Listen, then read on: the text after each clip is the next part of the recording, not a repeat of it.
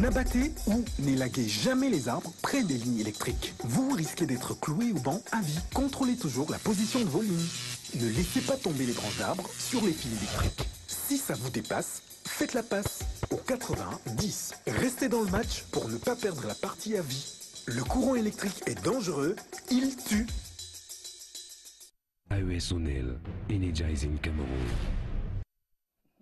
Mesdames et messieurs, bonjour et bienvenue à l'actualité de la Coupe du Monde 2014 sur Canal 2 International. Au sommaire, ce matin, le débrief des rencontres d'hier et l'affiche du jour. On débute par les rencontres d'hier et hier. Allemands et Ghanéens ont offert un récital à la planète football. Une vraie symphonie de football, effectivement. Un spectacle merveilleux dans la chaleur de Fortaleza. 2 buts partout, score final. Godze a ouvert le score pour la Nationalmannschaft.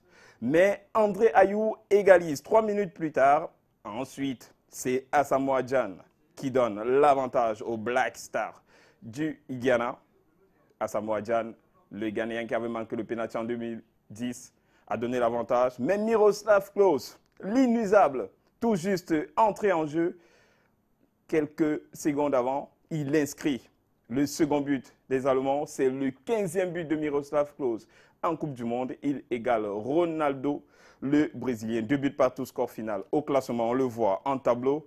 Avant le Portugal-États-Unis de ce soir, le classement, l'Allemagne compte 4 points. On va le voir en tableau dans ce classement.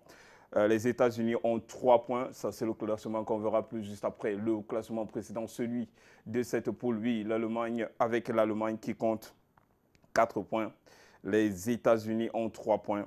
Le Ghana 1 et le Portugal 0. Le suspense reste entier dans ce groupe. L'Allemagne à 4 points n'est pas encore qualifiée. Lors de la prochaine journée, il y aura du feu dans ce groupe. Mais ce soir, ne manquez pas États-Unis-Portugal. On y revient. La seconde rencontre de la journée ou l'autre rencontre de la journée, le Messi Lionel a une fois de plus sauvé l'Argentine face à l'Iran à la 91e minute. Le numéro 10 de l'Albi Céleste prend ses responsabilités en main et envoie le ballon au fond des filets perses. L'Argentine s'impose difficilement, mais alors très difficilement face à une équipe iranienne pleine d'audace et de courage. Deuxième victoire de l'Albi Céleste qualifiée pour les 8e de finale, mais il y a encore beaucoup de travail dans cette équipe. Dans l'autre rencontre de ce groupe F, le Nigeria a fait un grand pas vers le second tour en battant la Bosnie 1-0, un but d'Odem Wingi. Les Super Eagles n'avaient plus gagné en Coupe du Monde depuis 1998. On le voit tout juste, le tableau de ce groupe, avec 4 points. Le Nigeria a de grandes chances de qualification. L'Argentine est déjà qualifiée avec ses 6 points. La Bosnie éliminée, 0 points. L'Iran peut croire au miracle. Lors de la dernière journée de la phase de poule, je tiens à rappeler que l'Iran va jouer contre l'équipe de Bosnie et le Nigeria affronte l'Argentine lors de cette dernière journée. On passe aux affiches de cette journée. La Belgique va tenter de valider son ticket. Mais avant, on parle de ce choc. Le Portugal et États-Unis de ce soir est un match de la dernière chance pour les 18-Italiens. Laminé 4-0 par les Allemands lors de la première journée, les Portugais n'ont plus droit à l'erreur. Victoire obligatoire pour les coéquipiers de Cristiano Ronaldo, car un autre résultat est synonyme d'élimination pure et simple. Mais l'adversaire américain est conscient de l'enjeu, car en cas de victoire, les États-Unis valident directement le ticket pour les 8e de finale. Le Portugal n'a gagné qu'un seul de ses 7 derniers matchs en Coupe du Monde de football et Cristiano Ronaldo est sur une jambe. États-Unis, Portugal, c'est à 23 h à Manaus ce soir. C'est un match immanquable, 23 h. Corée du Sud, Algérie ou le match de l'audace.